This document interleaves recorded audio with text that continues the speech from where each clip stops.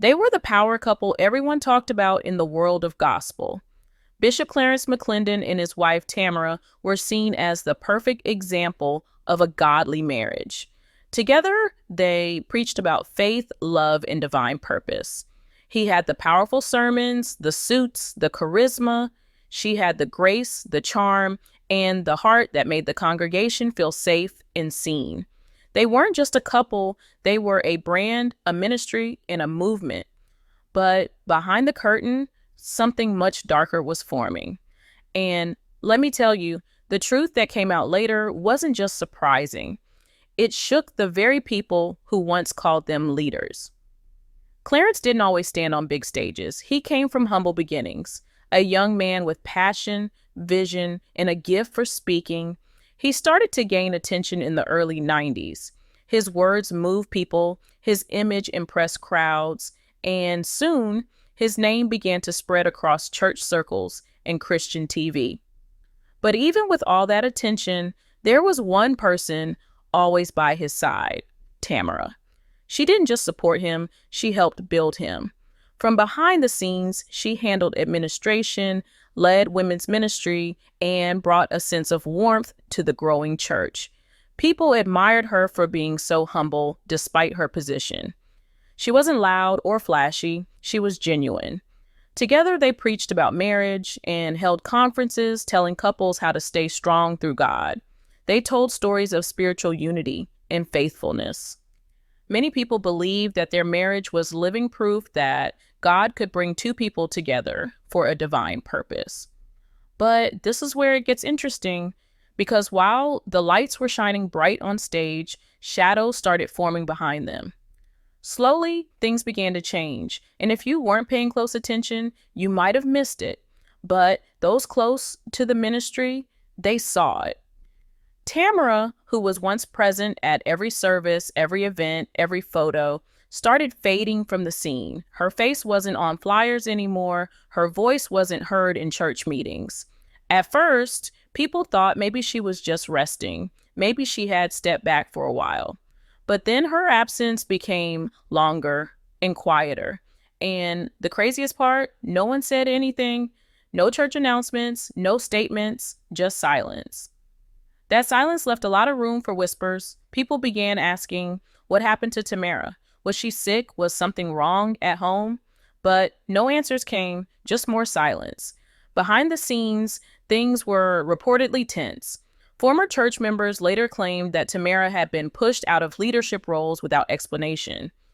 One former elder said it felt like she was being erased. That's when people began to wonder, was this just a marriage problem? Or was there something deeper going on? Control, manipulation, spiritual abuse? Nothing was confirmed at the time. But one thing was certain. Tamara didn't seem like the woman she used to be. Her joy was missing, her light was dimmed, and the congregation, once so proud of their leaders, didn't know how to respond. Then destiny took an unexpected turn. In the year 2000, news broke that Tamara had filed for divorce. That's when everything came crashing down. People were shocked. They had looked up to this couple as the example of godly love. And now the picture had shattered. But here's the shocking part. Just 1 week, yes, only 7 days, after the divorce was finalized, Bishop Clarence McClendon remarried. A new woman, Priscilla Delgado, stepped into Tamara's place almost immediately. No time for healing, no time for reflection. The church was left in disbelief.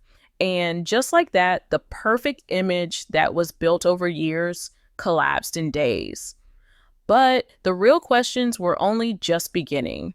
Was this second marriage already planned while Tamara was still in the picture? Had Clarence emotionally or even physically stepped out of the marriage before it ended?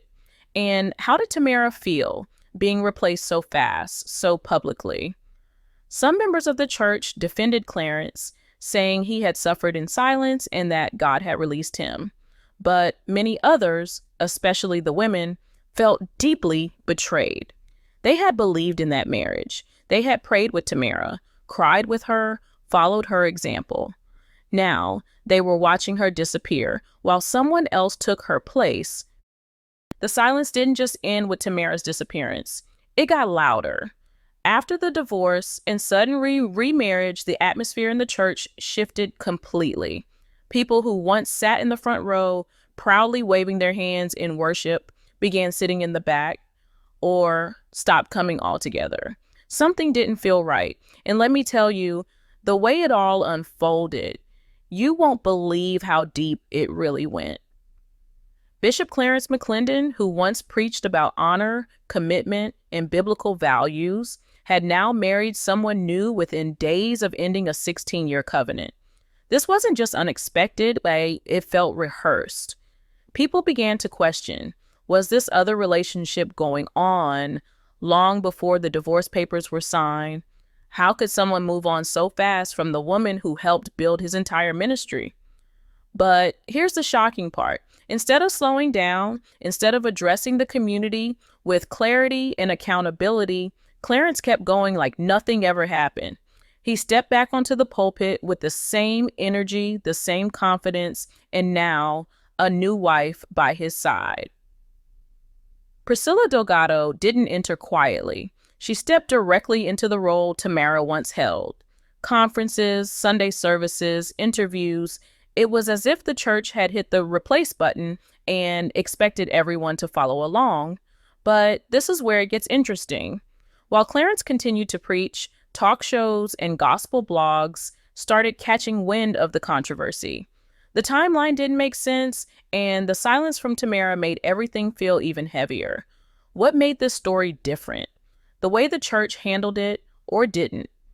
There was no public apology, no sabbatical, no reconciliation attempt. It was like they hoped the congregation would just forget.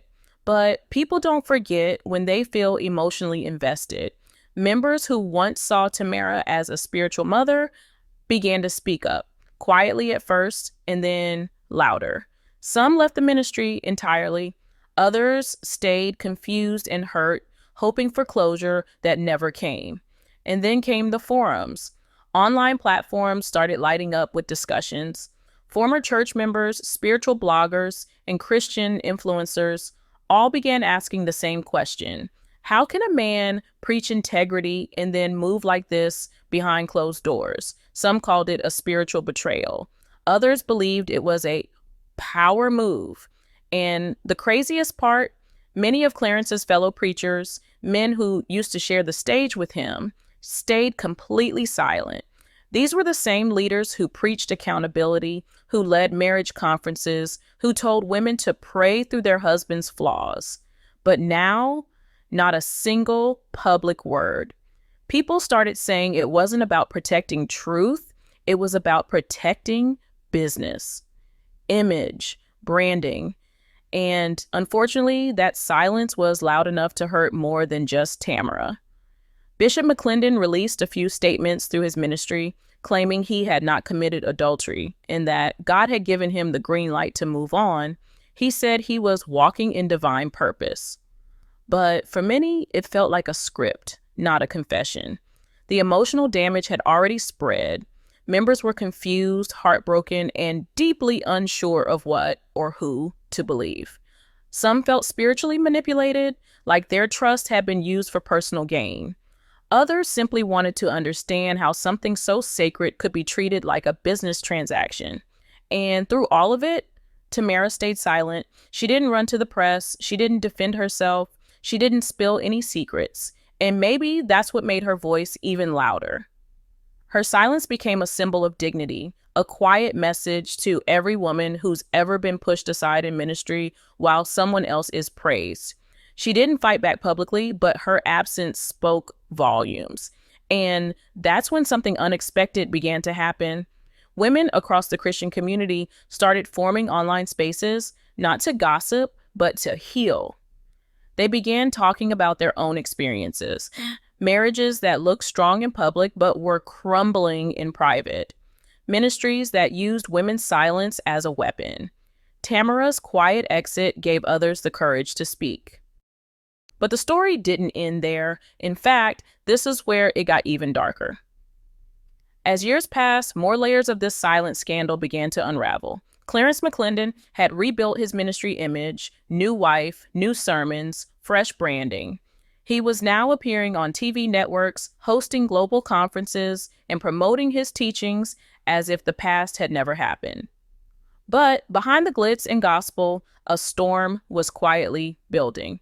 And let me tell you, this is where it gets interesting, because what was whispered in the back pews started reaching the front page of controversy. Allegations began surfacing from former church staff and members.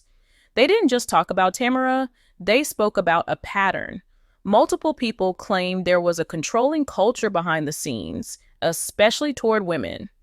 According to them, questioning leadership was seen as rebellion, and loyalty to Bishop McClendon was demanded, not earned.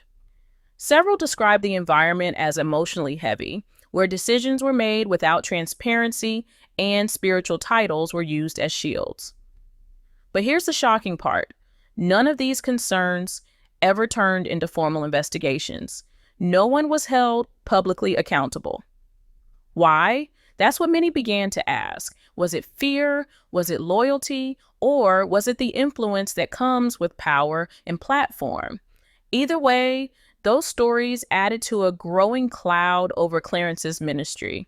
Even though there were no official charges, the weight of those voices couldn't be ignored anymore. Meanwhile, something else started to become clear. The church community was divided. Some people stayed loyal to Clarence, saying he was still anointed, still called by God. But others couldn't ignore what they were seeing. The sudden remarriage, the erasure of Tamara, the silence from leadership. It all felt like a betrayal of everything they had been taught. People began leaving quietly. Attendance shifted. Comments online became harsher. And his presence on certain Christian networks began to fade. Trinity Broadcasting Network, one of the platforms that helped him rise to national fame, started pulling back on his appearances. Invitations to major faith events slowed down. The Christian community didn't cancel him outright, but it was clear he was no longer the same unstoppable figure he once was. The stain of his personal life had left a permanent mark, one that sermons couldn't wipe clean. And through it all, Tamara stayed silent. Still no interviews, still no books, no late-night social media posts, but what she did instead was even more powerful. According to people close to her, she focused on healing, personal growth, and most of all, helping other women behind the scenes. Quietly, she began supporting those who had gone through similar betrayals in ministry, not with bitterness, but with empathy. The craziest part, she became even more respected after leaving the stage. Women who once admired her from the crowd now saw her as a quiet warrior, someone who didn't fight with revenge but chose peace over chaos. Tamara's silence became her strength. Her boundaries became her message. She didn't just walk away from Clarence. She walked away from the toxic pedestal that ministry can sometimes build under the name of God. And while she healed, her story started doing something powerful. It began exposing something many churches didn't want to admit. That too often, women in ministry are expected to carry pain quietly, to endure betrayal silently, and to forgive publicly, even when the person who hurt them never said sorry. Tamara's exit brought up painful but necessary conversations. People began asking, why are male leaders protected when they fail, but women are expected to disappear? Why is the church more interested in preserving a pastor's brand than a wife's heart? Now that all the dust had settled and the headlines had faded, one question still echoed through the halls of churches, living rooms, and online forums. Where are they now? What became of the man who once stood on every major stage and the woman who once stood silently beside him? Let me tell you, their lives took very different turns. And while Bishop Clarence McClendon tried to rebuild his public image, it was Tamara's quiet journey that left a deeper, more lasting impact. Clarence continued leading his ministry, now under a slightly new name, a rebranded version of what he'd started decades earlier. With his new wife Priscilla by his side, he stayed on television, traveled internationally, and kept preaching about healing, purpose, and divine order. But no matter how many sermons he gave, the questions never truly disappeared. People remembered the timeline. They remembered the silence. They remembered how quickly Tamara was replaced. And even though Clarence insisted in interviews that his actions were guided by God and that he had been released from his past, many weren't convinced, especially those who had witnessed the quiet unraveling of a marriage they were once taught to admire. Invitations to major conferences slowed down. His visibility on Christian networks shrank. While he still had a loyal following, the broader faith community no longer saw him with the same untouchable glow. The controversy had taken something from him that no rebrand could fully restore: trust. And the truth is, when trust is broken in ministry, it doesn't just affect one man, it shakes the faith of thousands who looked up to him. That's the part many leaders forget. The pulpit is powerful, but it's not a shield from accountability. On the other hand, Tamara completely stepped away from the spotlight. There were no TV appearances, no tell-all books, no platforms demanding revenge. She disappeared from public view, but not from people's hearts. Those who knew her said she focused on healing, helping, and restoring others in quiet places.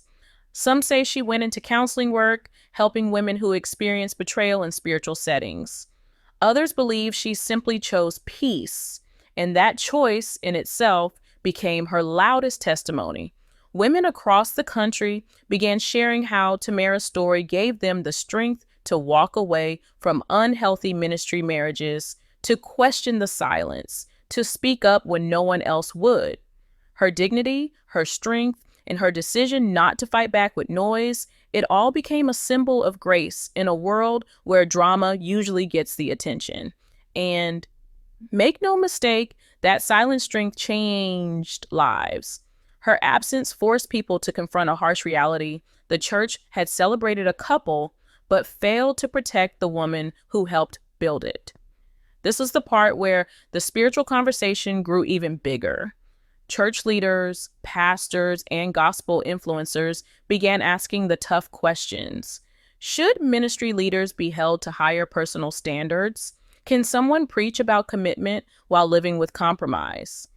And what does real accountability even look like when the pulpit is involved? Because let's be honest, it wasn't just about Clarence and Tamara anymore. It was about the entire system that allowed it to happen without question. And here's the emotional punch that still lingers today. No one knows if Bishop McClendon ever apologized to Tamara. Not publicly, not privately, in a way that the public ever heard. No formal words, no acknowledgement of the pain caused. And that silence, the same kind that surrounded Tamara's disappearance from ministry, became a haunting reminder of how quickly leaders can move on without looking back. So when you strip away the sermons, the suits, the stages, and the headlines, what are we really left with? A story that proves image doesn't equal integrity. A story that reminds us that even in holy spaces, betrayal can hide in plain sight. A story that forces the church to look at itself and ask, are we protecting spiritual truth or just powerful men? Clarence McClendon may have moved on. He may still be preaching, traveling, leading, but the legacy of his decisions will always follow. Tamara, on the other hand, walked away from it all, not broken, but whole, not loud, but powerful. Her silence shook a system louder than any microphone ever could. And that's what makes this story different. It's not just a scandal, it's a mirror, it's a cautionary tale. It's a reminder that no matter how polished the platform, the truth always finds a way to the surface. So what do you think? Did the church protect the wrong person? Did Clarence ever take responsibility? And how many other Tamaras are still sitting quietly in the shadows, waiting to be heard? Because in the end, this wasn't just about a divorce. It was about power, silence, and the price of truth in the church.